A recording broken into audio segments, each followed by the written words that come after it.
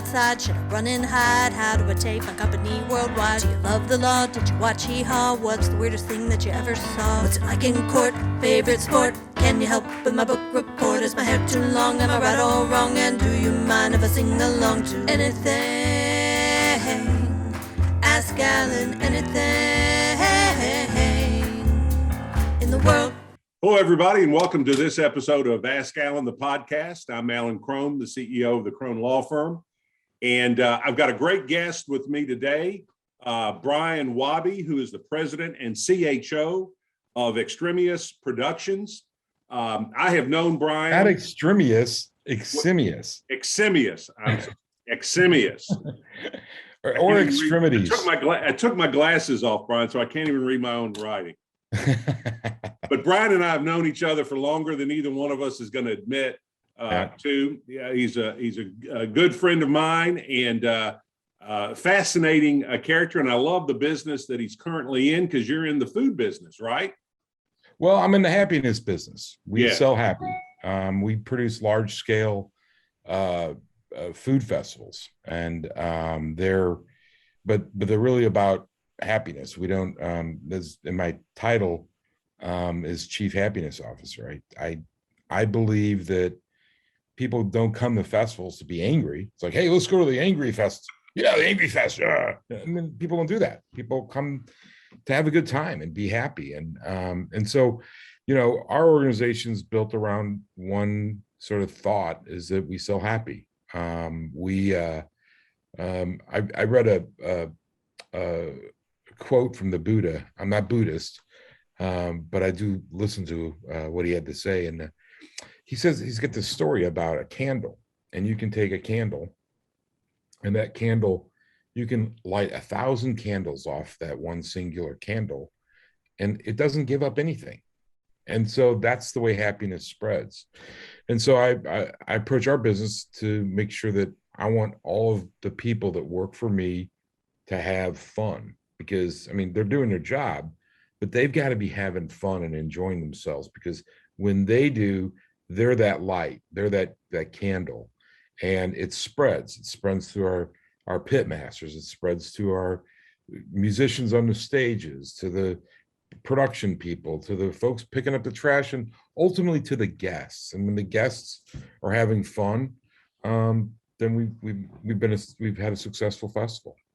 Sure. So how many festivals do you produce now? We did 4 this. We're doing 4 this year. We're in we've just wrapped up Kansas City in July with the Chiefs. Then we did Denver with the Broncos at Mile High Stadium. We just wrapped up St. Louis here in Keener Plaza in downtown St. Louis. And then our next stop is in December in Jacksonville, Florida, with the Jaguars. So we're, and then we do a couple of smaller productions, sort of steak cook-off competitions and stuff like that. But our festivals are not generally competitions. They are not competitions. They are food festivals. So we bring together 10 to 12 pit masters from around the country, and these are all noted chefs. I mean, they're folks who you've seen them on, Barbecue Battle or Chopped or one of those TV shows, and they're really good chefs. I mean, we've got, one of our guys out of San Antonio, Texas, Saulo Ramos, just was nominated for a James Beard Award. So they're noted folks who can help us cook for 30,000 people. So we did about almost 28,000 pounds of proteins 2 weeks ago in St. Louis. So we're cooking a lot and serving a lot. And those pit masters they're really the stars of our show. But then the shows are also platforms for experiential marketing. So, as the world's changed and sort of advanced the change or accelerated the change with COVID, people don't go to the malls anymore. You don't, when your kids and my kids were little, Saturday afternoon, all right, guys, we're done with soccer. Let's go to the mall, get your stuff. And you'd shop and you'd find things. And, oh, I like this. Let's buy this. But this doesn't happen anymore. More people are interacting with brands through their phones and on laptops, and so what we're able to do is create an environment where there's a tactile experience with a brand. So we work with, I was talking earlier with about Jack Daniels. Jack Daniels is a good sponsor of ours. We work with Budweiser. We work with Smithfield Pork, a number of grill manufacturers, Primo, Green Mountain Grills. But we also, we're also doing things with the American Lamb Board and Superior Farms. I mean, I just was on a call recently with a guy, and he said, lamb seems to be making a really big run at the grills at people's backyards. And I'm like, yeah, that's what we're doing. So it's kind of nice to hear it come back circle. But we've been working with Superior Farms and the American Lamb Board for about 3 years now, and trying to create an alternative protein to pork and beef and chicken and turkey by introducing lamb. And it seems to be working. People are, and the pandemic really changed that too. Eating habits. People were going, you look at lamb in particular, it was a product that most people, like 65% of their sales were through restaurants, through food service. And when pandemic hit, food service just closed, shut down, and that whole distribution chain went away. And so, we did a bunch of stuff with the Lamb Board and Superior Farms to encourage people to try it at home. They actually saw a significant increase year over year in 2020 over what they did in 2019, just because people started trying it at home. And it's a great product. It's a great protein, and outside the U.S., people eat lamb and goat and mutton and stuff substantially at a higher rate than we do here. Right. So if a guest at one of your festivals, what is the guest-facing experience like? What are you trying to accomplish? Well, first of all, we have two options: free to walk in or a ticket. So about 6% of our consumers go the ticketed route, and that's an all-you-can-eat, all-you-can-drink experience within the pits. So what we call the barbecue, where the barbecue is getting cooked, are the pits. And which, now I say that out loud, it doesn't sound very inviting. Hey, come to the pits. But they're barbecue pits. And so between them, we create a lounge. And so there are two barbecue pits, two pit masters serving to the lounge. And then the lounges, then the guests come there, have a bar, have a lounge, and then are able to move from lounge to lounge. And as they and then our general consumer will just come in, walk through the gate, and interact with the pit masters and the music and the bars and the cooking demonstrations. We've got 3 cooking demonstrations going on throughout the festival, 3 stages. So there's 3 different things going on in addition to our music stage, and then all sorts of other activations that will engage the consumer and hopefully connect them with our brands. So we really look at ourselves sort of as a marketing agency, as well as a production company. We do produce things beyond our festivals, more market activations for various clients that are traditionally, they've all been brands that we've worked with at the festivals, developed the activation, and then taken it on the road for them. I love the idea of what do you say, the experiential marketing, because, and talk a little bit more about that, because one of my frustrations as a consumer is you can't try anything. It's like you say, you go to the mall and you could look and say, okay, I'm going to try this shoe on, or I'm going to try this jacket on, or I'm going to look at the quality of this widget I'm about to buy.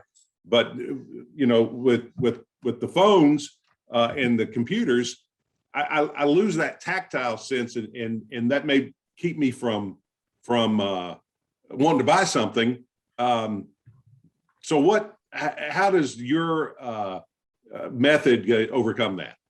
Well, I mean, part of what we're doing is, so in addition to being a food festival and an activation platform, it's also a big data funnel. So consumers are willing to tell you an awful lot about what their preferences are, who they are demographically, et cetera, through our festival footprints. And so what we do is develop personas for various market segments, and then introduce them based on that persona, introduce them to various products, and then engage them with the product through a variety of methods, not just at the festival, but I mean, we'll deliver videos throughout the year that are produced at the festivals of, one of our pit masters cooking on a primo grill. And so that whole video is about, the chef and the meat and that equipment. And so we try to build awareness about the equipment and what it can do and the various, attributes of the product, and then find that consumer that's looking for, I'm in the market for a new grill. Boom, we know who that person is. We introduce them to the primo grill, and then let the primo guys take it and run. Same with GMG. But ultimately that face-to-face real connection that consumers have with brands, you just don't get that from your phone. It just doesn't happen. I do think there's probably there's been shifts in the way consumers are approaching brands and approaching purchases. There seems to be much more sort of impulse buying on your phone than there was, say, 3 years ago. I think a lot of that had to do with just the idle time that people had during the pandemic. And they're just like, well, I can't go to the mall, so I'll just do this, and they, oh, I like that, boom, bing it. And, you can get it fast now. So but one of the things we were able to provide on our festival footprints is that opportunity for the impulse buy. So when that consumer, when a consumer's like, oh, I want that. Now, many of our products are more durable goods. I mean, we do have sauces and rubs and those kind of food things that are kind of more impulse buying. But we can sell a $1,000 grill on the footprint, and we do all the time, because people either they saw it before, they saw it in action at the festival, and they're like, they want it. Yeah, and that's fascinating because, probably not that long ago, 5-10 years ago, the idea of going to a festival and walking away with a grill, right? Most people would have been very resistant to that. Oh, they're trying to get me. But when you marry those two things together, the convenience and the comfort level people have buying things online with seeing it there, right. If they're already thinking I'm going to buy a grill, and then they see a grill they like and the opportunity, that's a fascinating marriage of. Well, you tear down the friction. I mean, we've got there's friction points in the value chain, and being able to sort of say, here, you like this grill? We'll put it on your front porch when you get home.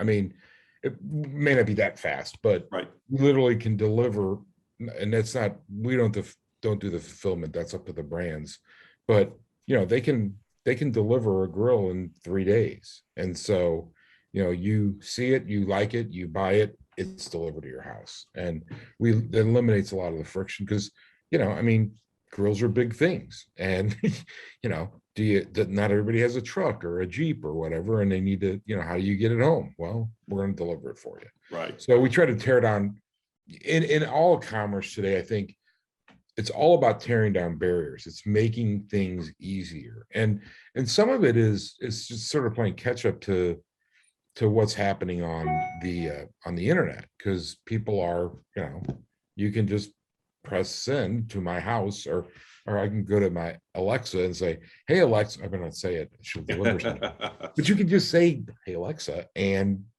I need this, and it's, it'll be on your front dupe in 2 hours or the next day. So we've torn down a lot of the barriers, and commerce is much easier today. I mean,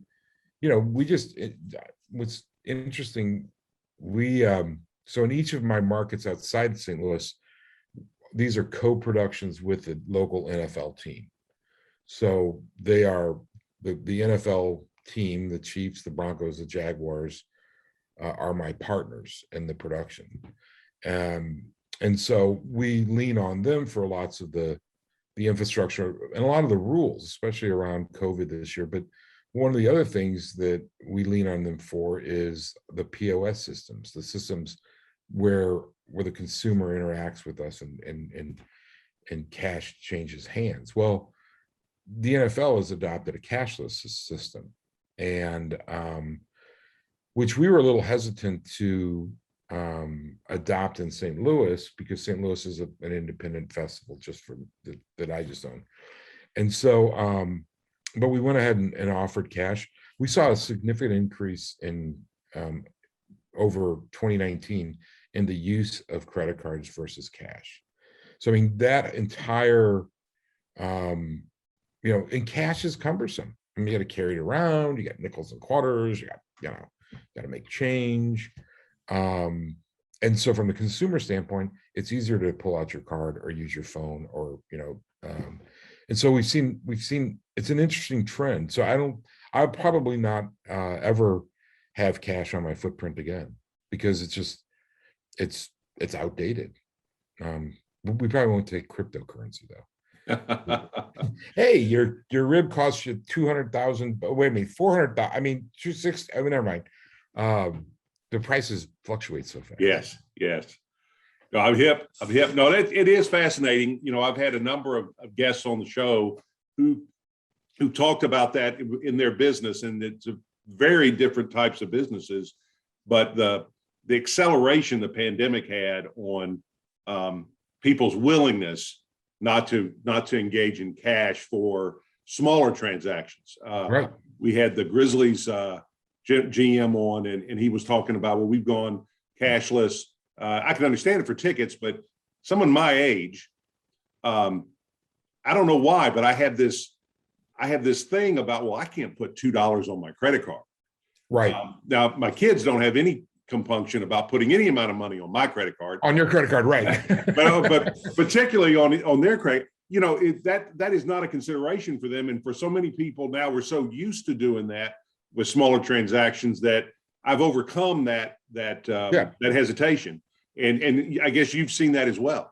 Yeah. I think part of it's because, you and I are the same age just about. And, our dads walked around with a bill full of cash, and they had like a little pocket in the back of their wallet where there was a couple $100 rolled up. And at least my dad did. Yeah. It was like, I got all my cash plus my little reserve back here.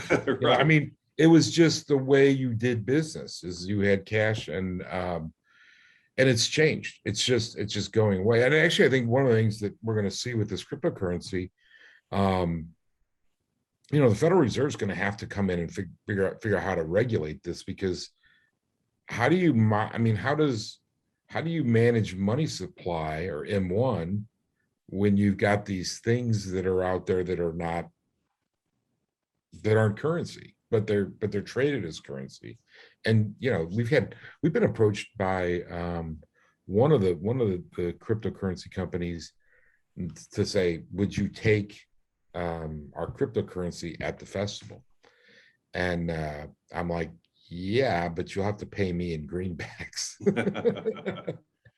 Right. But no, we're just in a really interesting time. And actually, one of the things about what we do, and we're trying to stay at the cutting edge of what festivals should look like and what they will look like, but ultimately they're festivals. And we've been doing festivals for, I think, 6,000 years is the earliest one that's recorded in history. So this is a pretty human experience. You go across every culture on the globe, and this is what we do. We're social beings that want to get together, and there's nothing. And actually, last year was so crazy because, just being in a crowd was something that I know I yearned for, not just because that's how I make my living, but it's part of our human nature to want to be with more humans. And you know, I remember I was recently in the last 6 months, you know, as things waned and I was out again, I was somewhere and I bumped into somebody, and which was, you know, a pretty common occurrence 2 years ago. Wasn't a common occurrence last year. And so when I bumped into this guy, I was like, "Oh, excuse me," and he says, "That's no problem." I'm like, "Dude, we haven't done this in like a year." It's those little interactions that are so part of being human, and that's kind of stuff you can do at a festival. And you know, it's kind of silly, but it's what we are. And like I said, we're in a happy business, so we're trying to sell happy. We're trying to get people to have fun, because what I know is happy people happily spend their money. Well, let me ask you this. You kind of brought it up. I know during the pandemic, early in the pandemic, I called you and said, "How you doing?" And you said something that stuck with me for a long time. You said, "Well, I'm doing okay, except my business is illegal." And what you meant by that was, you know, you couldn't have festivals, right, during a large portion of the pandemic. How did you and your company react to that? Did you just batten down the hatches, or did you look for other ways to monetize what you were doing in the context of the pandemic? Well, I would say, first of all, I had to get over the shock. I mean, it was just like we were producing an activation for a pork company in Kansas City, and it was at the Big 12 basketball tournament. Oh, wow. Yeah. And so literally we shipped the activation out from St. Louis. I had my team out there building it. I came out later, and I think it was a Wednesday. And Wednesday night, we started getting some rumblings about this COVID thing being real. And then Wednesday morning, the NBA, I think it was, Thursday morning, the NBA canceled. And then a little later, the NCAA canceled, and the Big 12 had one game on that day that they were playing, and then they called it off. And the whole thing was over, and we came home. And it was just like, whoa, this is weird. And you know, we're under contract to produce the Kansas City Festival. And that was going to be the first one out of the box. And it became very clear pretty quickly that was going to be the first victim of the pandemic. So when I canceled that festival, I was like, well, I'll be able to get Denver done, because that's a month and a half later, things will get normal. And then Denver, and then I was like, no way would we cancel St. Louis, which was in September. So, you know, 100 days later, and I had to cancel that one.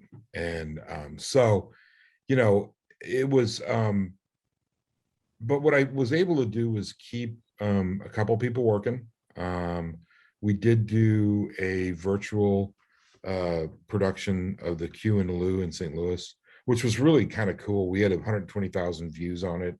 Wow. But I took chefs to different really cool, iconic St. Louis locations. So I had a guy cooking steaks on a boat in front of the arch. We had people cooking in Keener Plaza, Union Station, the Anheuser-Busch Brewery, on City Museum. So it was cool. And a lot of our sponsors stepped up, because they're like, we want to help you guys out through this. So that was good. But what it did for me is made me think long and hard about what we were doing. And honestly, I mean, I decided this is what I'm doing for the next 5-10 years. And so I was going to batten down the hatches and double down on the events. And so as soon as President Biden was elected, about the next couple of days, there was a the Pfizer thing came out, and I'm like, okay. So I doubled down. So I went back to Kansas City. We originally were partnered with the Cordish company to do it downtown at Power and Light. And I decided I didn't really want it, just didn't feel right. So I called the folks at the Chiefs, and we'd been familiar with each other, and they said, yeah, let's do it. And so we signed a deal with them. And then I in December had a conversation with the Jaguars. So Mark Lamping, the president of the Jaguars, used to be the president of the Cardinals. And years ago, when I did politics, I did a favor for him. And he's like, if you ever do anything, call me. And I think he probably assumed I was going to win some free baseball tickets. But I was like, hey, I'm doing these barbecue festivals with these other NFL teams. He's like, let's do it. So I was on a plane. As soon as I could get on a plane, I was on a plane. And so that's going to be in December. But no, once we got beyond, when it was beginning to be clear that we were going to get out of this thing, we doubled down. And I'll be honest, I mean, look, we've gotten some help from the federal government in form of PPP and SVOG grants that have helped us out this year, and allowed us to play much more robustly than I would have been, had I been working exclusively on my money. But but we're back, and I don't see, I mean, look, you and I have been on different political spectrums for years, or different ends of the political spectrum. I think we're both probably closer now than we've ever been, because the extremes have been pushed out. Fine, yeah. But I mean, we've got to get people to take the vaccine. I mean, it's the only thing that gets us out of this. And I don't understand why folks just don't. I mean, I always tell people, like, hey, how's that case of polio? Oh, you ain't got it? Yeah, because you got a shot. It's like, how's that measles? Oh, you ain't got it. It's because you got a shot. I mean, I just lost a cousin last weekend on Friday, 48 years old. Didn't get a shot, died of COVID. I mean, it's terrible. I've known more people to get COVID and die since the vaccine came out than before. And they were all unvaccinated. Yep. And every time I hear about that, it just, it breaks my heart, because it seems preventable to me. Right. But on the flip side, the nice thing about festivals, they're outside. Yeah. And that helps from a COVID standpoint, vaccinated or not. And we've learned so much since March of 2020, when you had to shut down, that now we're able to cope with it. So hopefully that'll continue to be the case for you. Yeah, I'm bullish about the future. I think we're going through some pretty troubling times, but I think that the times are a function of how, I mean, the troubles that we're having are in many ways a function of the scarring that the pandemic did. I mean, we shut the economy down. We had a lot of sick people. 700,000 people died in the state of Missouri. Our population declined last year for the first time in 150 years. Wow. Because we lost more people than moved here or were born. So, I mean, it's real. But it's been scarring on the economy as well as the psyche of people. And I think it's going to be a little while before we get when we get more people vaccinated, things will get back to normal. But I mean, ultimately what we've done is it has driven the price of labor up, which has created, because people are able to they're like, well, I can exist without, I mean, especially in the restaurant business, those guys, I work with restaurateurs all the time, and they've been struggling with labor since the pandemic started. And a lot of it's not because of, people getting a welfare check or whatever, or an unemployment insurance check, it's because they got a different job. They went to work at Amazon, driving a truck and delivering stuff, and it's $20 an hour and healthcare and 8 hours a day and not dealing with, crazy people in restaurants. And so, the economy is going through lots of frictional changes right now, and it'll take some time for the equilibrium to get, but we'll get there. And I think we're going to be fine. I think the fundamentals of the economy are strong. And I think, so from a forecasting standpoint of my business, I'm quite bullish on the future. Well, that's good. You mentioned politics. You and I grew up when we were younger men. I'm not saying we're old men, when we were younger. Yeah. And more handsome. You were. It's debatable whether I was or not, but I'm not sure about that either. But you were like me. You were eat up with it. You were in it with both feet. Yep.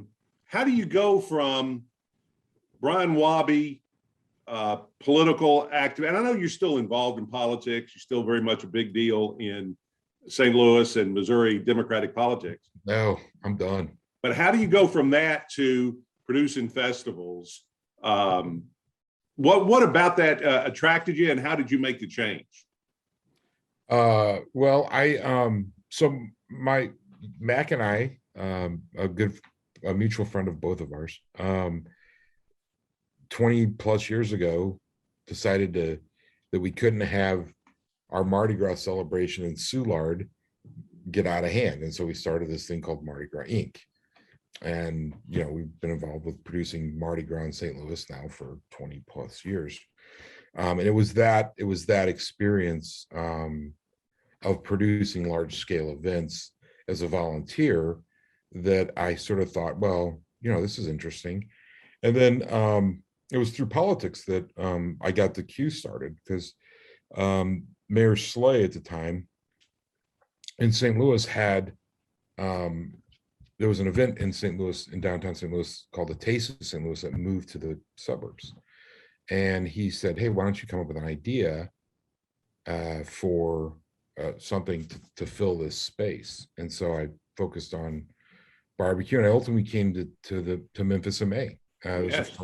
The world barbecue cooking contest championship. Yeah, and you helped though. Remember I called you and I'm like, hey dude, I'm into these barbecue things. What's this thing about in Memphis? He's like, come on down, I'll get you taken care of. And you did. And I got you hooked up with the person too. Yeah. And I so I'm back in the back with my wristband, eating barbecue and having a grand old time. Walked out front, and I had a Cardinals hat on, and a woman comes up to me and says, are you from St. Louis? And I said, yeah. She says, this is the silliest thing I've ever been to. Well, what do you mean? I said, I'm having a blast. She says, well, it cost me $15 to get in here. I can watch Molly Hatchet concert, drink a $10 Budweiser, and get carnival food out of a truck. But the best barbecue in the world is being cooked right there, and I can't get it.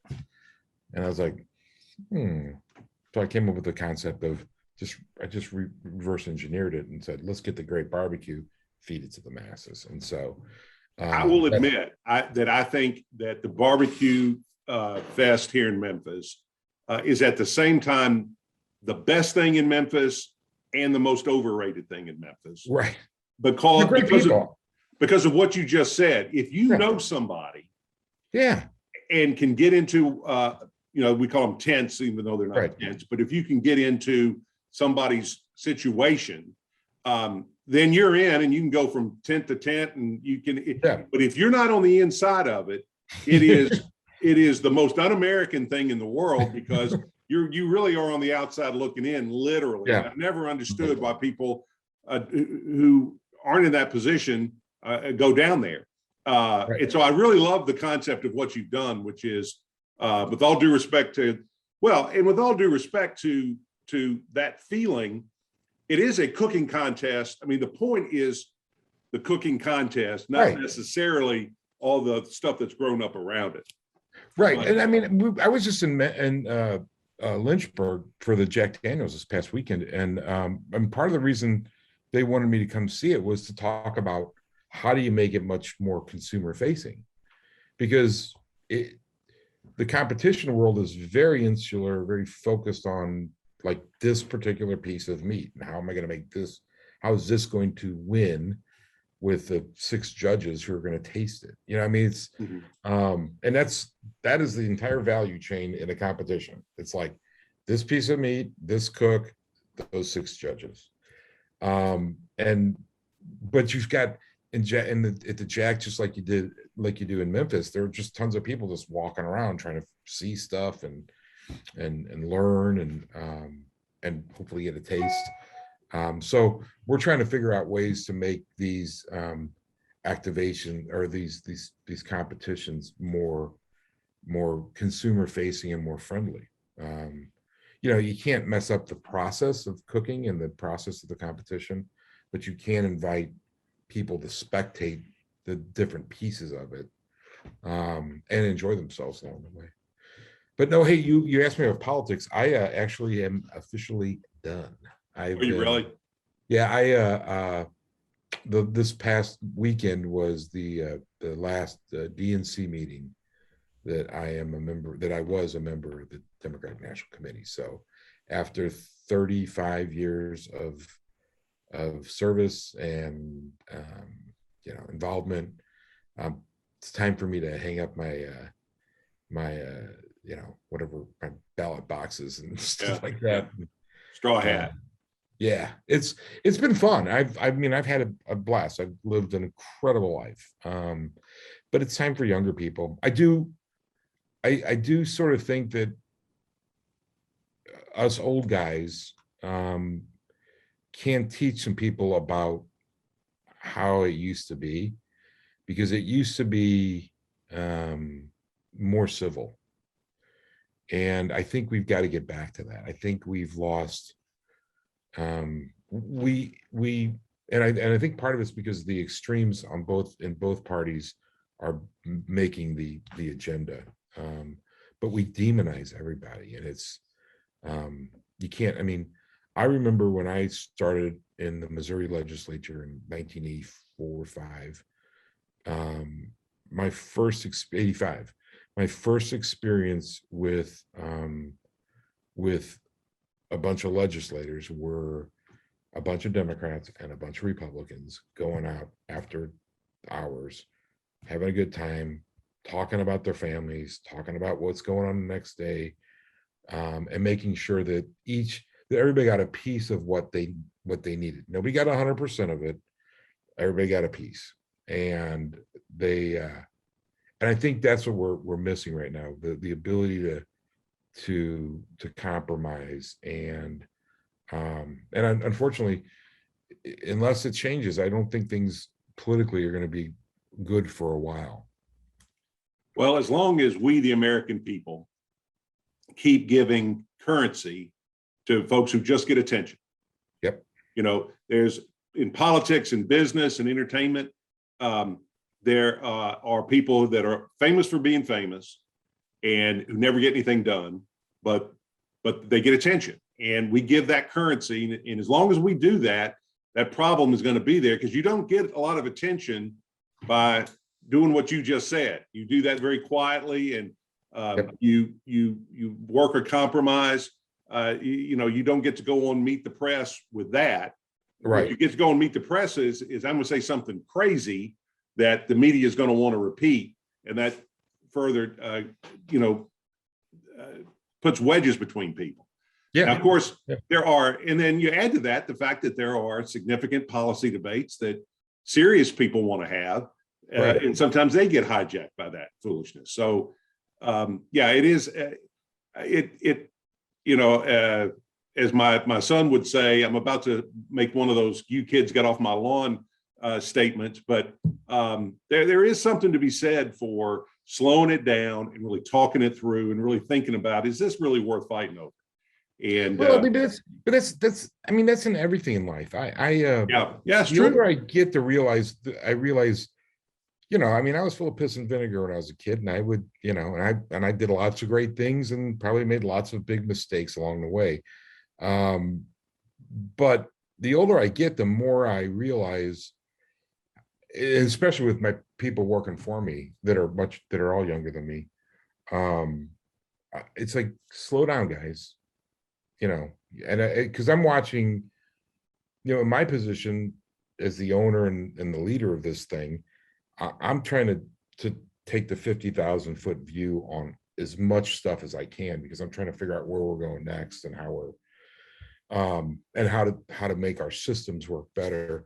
But I see really quick decisions being made, and sometimes being made too quickly. And I had a call with my team yesterday morning, and I specifically said, hey guys, we've got to slow down. I mean, it's pretty fast-paced stuff. It's not like, it's not like we're doing this every day. We've got, we work 365 days a year for right now what is basically 12 days of production. And so we're dealing with lots of stuff, but it's like, slow down. And I think if everybody collectively in this country would just take a deep breath and slow down just a bit, we could be better. But the world. I don't get any royalties from this, but this is a book I'm reading, The Road Less Stupid, and it advocates particularly that slowing down, building time into your schedule every day to think.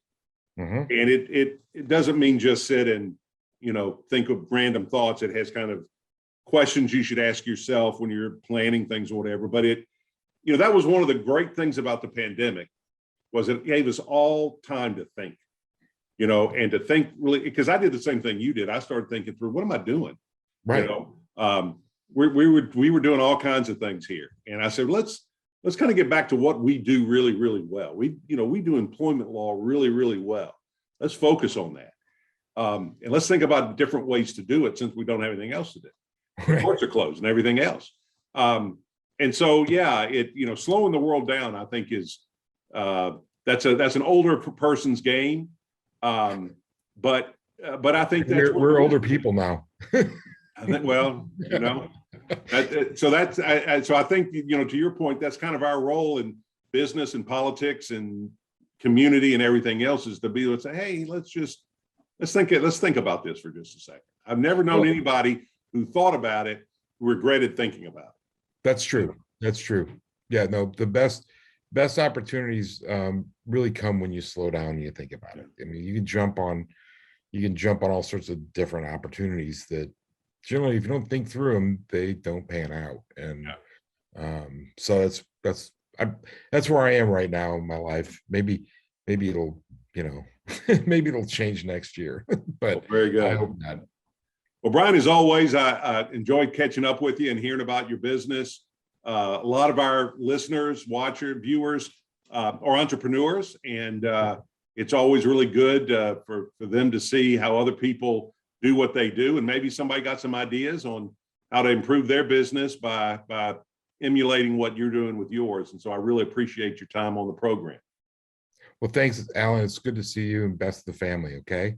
Same to you, and same to all you out there listening and watching. Thank you for taking the time to watch Ask Alan the podcast with Brian Wahby. If you've enjoyed it, and of course you enjoyed it, we had Brian Wahby, for crying out loud. Yeah, please share us on social media. Email this to somebody that you think might be interested in it, and always email me for if you want to ask a question or if you want to suggest another guest for the show. So again, I'm Alan Crone, CEO of the Crone Law Firm. Brian is going to go make people happy, and I'm going to go get some justice. So thank you all very much.